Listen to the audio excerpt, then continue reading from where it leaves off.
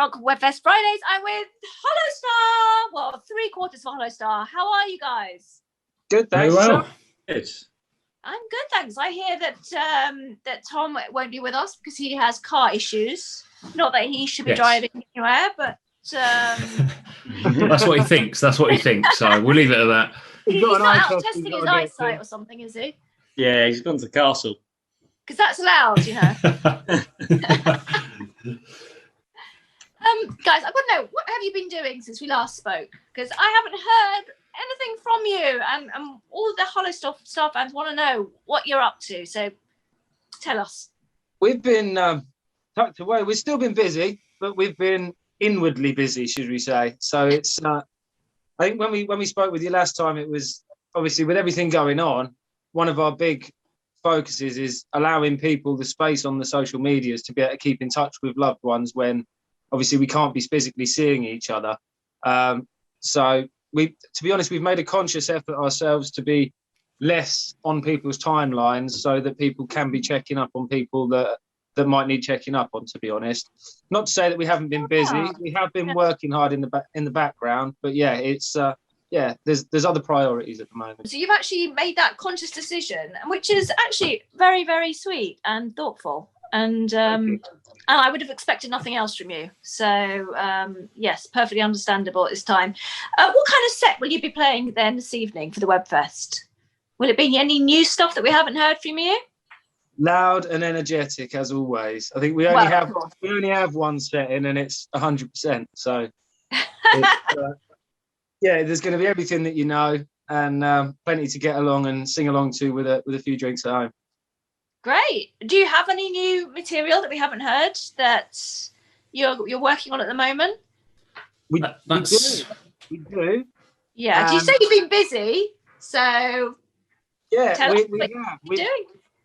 Phil's decided to make it his project since during all this lockdown, and he's essentially built his own studio, which has allowed us to be writing in a whole new way. So we can bounce tracks backwards and forwards now, and Phil can really work on some good pre-production at home so that when we go into a studio we can have a bit more of a polished song. So we've now got a lot to that kind of stage, and it's just waiting for the right time, because the last thing that we want to do is put all of our energy into a bunch of songs that goes on an album that we then feel we can't do justice by going out and touring it and going and gigging it and going and being in a room with a bunch of people and actually enjoying the music, which all of this was started at the end of the day because of the live scene. The CDs are all very well and good, but the CD is just a reason why you'll all come and have a party with me in a venue at the end of the day. Very true. I mean, you were due to play Breaking Bands Festival. That was in May. That's now been postponed by a year. So, which is quite heartbreaking in a way, thinking, oh, wait a whole another year. Must be hard for you as well, right? Yeah, we miss doing what we love, don't we? It's one of those things that, like Joe says, that's the main reason why we started a band in the first place. To go and do what we love, and to have that pretty much taken away from us for the last 12 months or more. It's hard to deal with. So I think the only thing that sort of keeps us going is working on new stuff. Having that excitement there again, having the demos being bounced around, and also having the option to not just lock yourself in the studio and record what you've got, but really to sort of criticize it and really drill down into parts of the song that you feel could be better. So it in a way, we're taking some positives from being locked away for the last 12 months. But yeah, we're always going to miss doing what we love, and that's being on stage and partying with everyone out there. So when do you think you'll be releasing your next single? As a band, to be honest, we haven't really got to the point of actually speaking about when is the right time to release at this stage, because until you've got the product, then it's all pointless. Get the songs right first. Make sure that what you're going to have at the end of it and the album that you've got is actually going to be worth having a release date, and making sure that people are going to want to listen to it is the most important thing. But yeah, right. It's more the what rather than the when it comes to releasing something. I mean, we want to make sure that our second album it stands up there on its own, and it's something that we can be proud of, and that the fans will enjoy, rather than just kind of working towards a date, rushing, and then putting something out that we're not fully happy with. But yeah, I mean, obviously, we want to get something else out there as soon as possible. But it's all a case of when it's ready for us, really. Yeah, I suppose the benefit from that point of view of being locked down is you can take your time and, really maybe be over analytical, even more so than you would have been before. And, Yeah, I mean, we decided that we wanted a bit of time off to be off of the live circuit, should we say, to be able to get the time that it deserves into the songwriting. We just didn't expect that it would be this long. Yeah.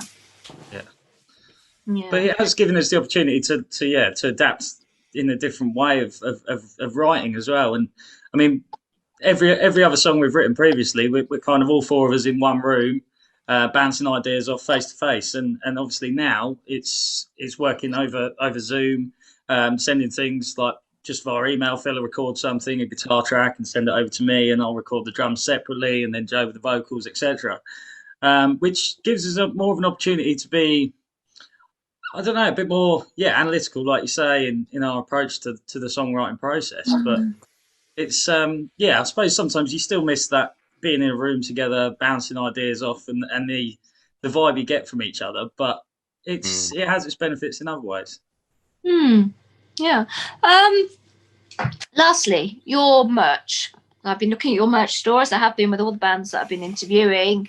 Are you going to add anything to it?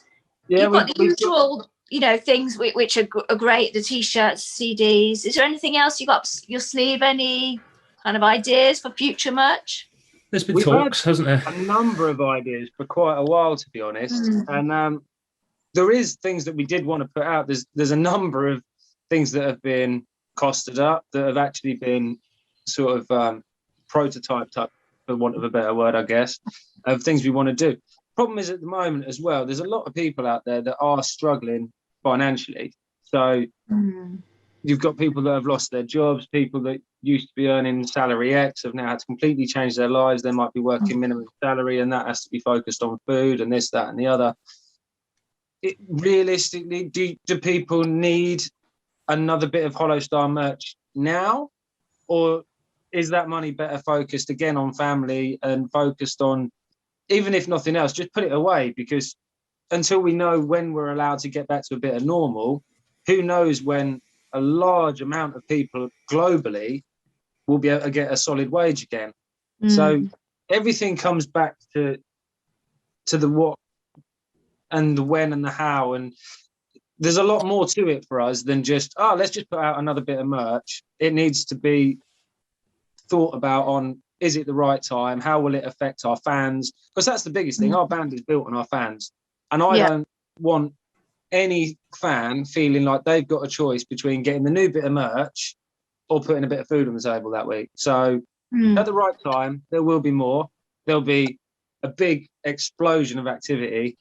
By no means has our hunger been taken away for any of this, but it's all at the right time. I think it's very exciting to see what you're going to come up with next. Busy beavering away there in lockdown. So look forward to hearing your announcements as and when you make them. No, thank you very much. Well, we hope that we can get some stuff announced this year. We've got stuff ready to go. We've even got a run of live shows ready to go. But it's when. So as soon as we're allowed, you have our word that there will be movement happening. Do you worry about the availability of venues at that point?